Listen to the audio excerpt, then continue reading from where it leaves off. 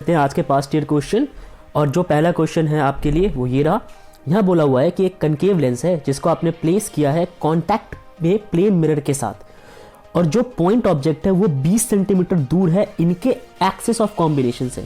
अब axis of combination समझते हैं आप, मतलब ये मान लीजिए प्लेन मिरर है मेरा, ठीक है, और ये मेरा कन्वेक्स लेंस है, ठीक है। अब इन दोनों को जब आपने कंबाइन कर दिया ना, तो ये जो होगा ना, ये आपको दिख रहा है एक्सिस ऑफ कॉम्बिनेशन, ये है एक्सिस ऑफ कॉम्बिनेशन, ठीक है। तो इसे हम कहते हैं एक्सिस ऑफ कॉम्बिनेशन। अब इससे 20 सेंटीमीटर दूर आपने एक पॉइंट ऑब्जेक्ट रखा है, ठीक है। चलिए फिर आपको ये बताना है कि what is the focal length of the lens. तो जो लेंस है ना उसका फोकल लेंथ कितना होगा। तो आई होप आपको क्वेश्चन का जो पिन पॉइंट है वो समझ आ गया होगा। अब इस क्वेश्चन को सॉल्व करते हैं। देखो जो ऑब्जेक्ट डिस्टेंस है वो है 20 सेंटीमीटर। ये क्वेश्चन में कहा गया है कि भाई 20 सेंटीमीटर दूर आपको रखना है। चलिए अब जो इमेज डिस्टेंस है वो भी 20 सेंटीमीटर निकल के आएगा। भाई कैसे निकल के आया, देखो प्लेन मिरर के केस में जो ऑब्जेक्ट डिस्टेंस होता है वही इमेज डिस्टेंस भी होता है। और अगर आप यहाँ लेंस से कंफ्यूज हो रहे हो तो इस बात को 2 मिनट के लिए भूल जाओ कि लेंस यहाँ पे प्रेजेंट है, बिकॉज एक्सिस ऑफ कॉम्बिनेशन दोनों का सेम पॉइंट पे है। तो जो डिस्टेंस निकल के आएगा इमेज के केस में वो भी सेम निकल के आएगा, और वो कितना होगा, वो 20 सेंटीमीटर होगा। चलिए यहाँ तक समझ में आ गया। अब हम बात करते हैं कि इस क्वेश्चन के कंडीशन में बोला ये गया है कि जो इमेज है ना, जैसे आप यहाँ पे देखोगे, नोट करो इस फिगर को ध्यान से, ये दिख गया, ये प्लेन मिरर और ये आपका लेंस दिख गया, ठीक है। तो इस आई पॉइंट पे ना इमेज बनेगा। अब आपको मैंने बताया ये कि जहाँ पे ऑब्जेक्ट है वहीं पे इमेज है। तो मान लीजिए कि वो जो है वो पॉइंट है जहाँ से ऑब्जेक्ट अपनी रेस को फेंक रहा है इस प्लेन मिरर और लेंस के ऊपर। तो फिर यार वहाँ पे टकराने के बाद, यानी कि रिफ्लेक्शन होने के बाद जो पाथ रिट्रेस की जाती है उन्हीं पाथ से इमेज बनता है। जैसे ये इंसिडेंट रे है और इस इंसिडेंट रे की वजह से जो रिफ्लेक्टेड रे आएगा उनको आप ट्रेस करके जहाँ पे मिला लोगे वहाँ पे इमेज बनेगा। और आपको इतना पता है कि आप कहाँ पे मिला पाओगे, आप मिला पाओगे इसी सेम पॉइंट पे जहाँ से ऑब्जेक्ट अपनी रेस को स्ट्राइक करवा रहा था।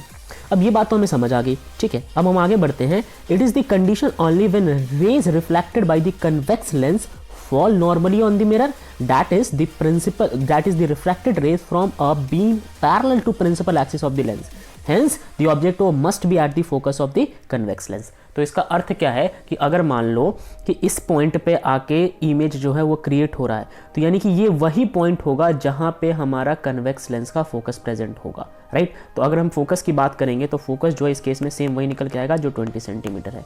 अब इस बात को एक बार और अच्छे से समझते हैं कि यही फोकस क्यों होगा। तो देखो होता ये है कि अगर हम कन्वेक्स की बात करें ना, तो कन्वेक्स लेंस में अगर मान लो कि जो साइज़ ऑब्जेक्ट का होता है अगर उसी साइज़ का इमेज बन रहा है तो जरूर जो अपना ऑब्जेक्ट है वो फोकस पे प्रेजेंट होता है। ये बात में हमें क्लियर है। तो अगर ऑब्जेक्ट फोकस पे था तभी तो फिर ऑब्जेक्ट डिस्टेंस, इमेज डिस्टेंस सब कुछ सेम था। तो ये हमारा इसका आंसर हो जाएगा।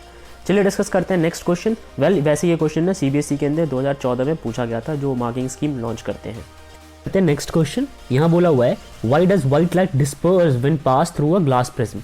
कि जब कभी भी आप व्हाइट लाइट को ग्लास प्रिज्म से पास करते हो तो वो डिस्पर्स क्यों हो जाता है। समझते हो डिस्पर्स का मतलब 7 डिफरेंट कलर्स में स्प्लिट हो जाना, ठीक है। तो इसका प्रॉपर आंसर ये है कि जो रिफ्रैक्टिव इंडेक्स होता है ना ग्लास का, अलग अलग वेवलेंथ के लिए अलग अलग होता है, ठीक है। जैसे मान लो रेड कलर है उसके लिए अलग होगा, व्हाइट उसके लिए अलग होगा, वायलेट उसके लिए अलग होगा। Hence different colours bend with different angles. तो जो अलग अलग रंग है वो अलग अलग एंगल्स पे बेंड होते हैं। This gives dispersion of white light when it passes through a glass prism। तो आपको इतना तो पता है कि ये मान लो कि ग्लास प्रिज्म लेट सपोज, ठीक है, और इस पर मैंने एक वाइट लाइट इंसिडेंट कराता हूँ। सपोज करो ये वाइट लाइट है। अब इस वाइट लाइट में भाई कॉम्बिनेशन हो गए हर एक 7 रंग का, तो सातों रंग के अपने अपने वेवलेंथ, तो सब अपने अपने हिसाब से बेंड करेंगे। अब यहाँ तक तो सब एक साथ आए हैं क्योंकि अभी तक यहाँ पे कोई रिफ्रैक्शन हुआ नहीं है, लेकिन इस सरफेस पे स्ट्राइक करने के बाद जब रिफ्रैक्शन होगा तो बेंडिंग जो है, रिफ्रैक्शन के बाद बेंडिंग होता है, याद रखना हमेशा।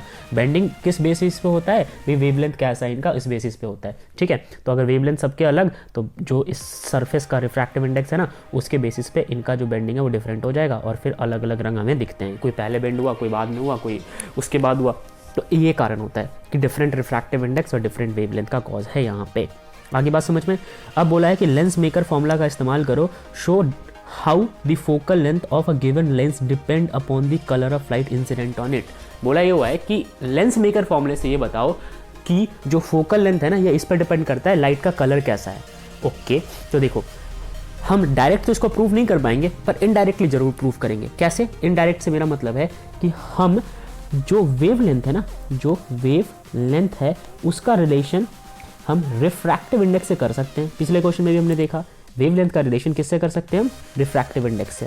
अब हमें पता है कि जिसका वेवलेंथ ज़्यादा उसका रिफ्रैक्टिव इंडेक्स सबसे कम, और जिसका वेवलेंथ कम उसका रिफ्रैक्टिव इंडेक्स ज़्यादा। ठीक है, तो इतना हमें पता है कि as the refractive index of medium with respect to air depends on the wavelength of colour of light, focal length of the lens would change with colour. तो अब मान लो कि ये हमारा रिफ्रैक्टिव इंडेक्स है। ठीक है, ये तो पहली बात लेंस मेकर फॉर्मूला होता है, ये चीज़ याद रख लो। ठीक है, ये है लेंस मेकर फॉर्मूला।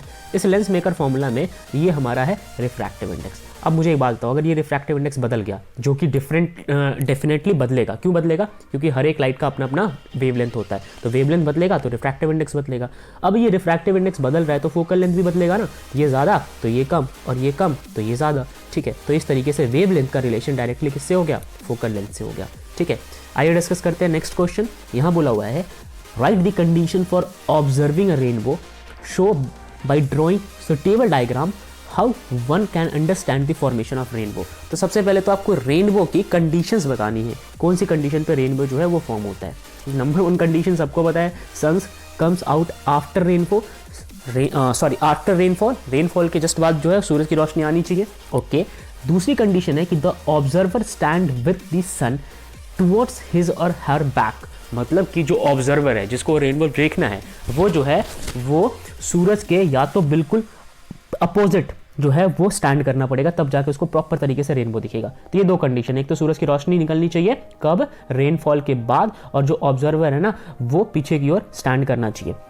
अब बात करते हैं कि भाई फॉर्मेशन होता कैसे रेनबो का। तो देखो बेसिक पर्पस क्या होता है कि भाई बारिश होती है, ये रेन ड्रॉप है, बारिश में रेन ड्रॉप है। अब रेन ड्रॉप के बाद जब सन की किरणें आएगी तो सन की किरणें जो है वो व्हाइट लाइट की तरह एक्ट करेगी, और ये रेन ड्रॉप है ये एज अ प्रिज्म एक्ट करेगा। तो हमें पता है ना कि प्रिज्म से जब व्हाइट लाइट पास करते हो तो स्प्लिट हो जाता है 7 डिफरेंट कलर में, और वही फिर हमें रेनबो की तरह दिखाई देता है। मगर ये स्प्लिटिंग का प्रोसेस होता कैसे ये हम समझते हैं।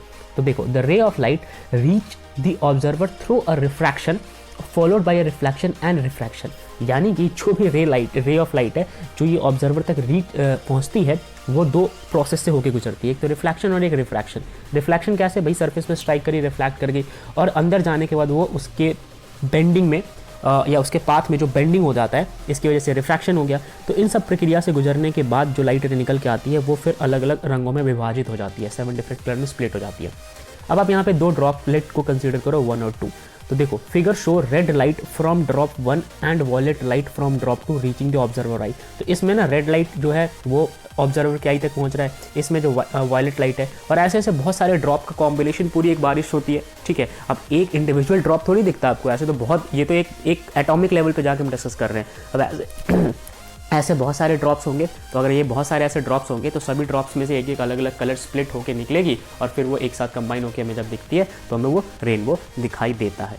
तो ये था आज का डिस्कशन। उम्मीद करता हूँ आपको ये क्वेश्चंस पसंद आए होंगे। अगर आपको क्वेश्चन पसंद आए तो मेक श्योर ये सारे क्वेश्चंस की प्रैक्टिस आप जरूर करें।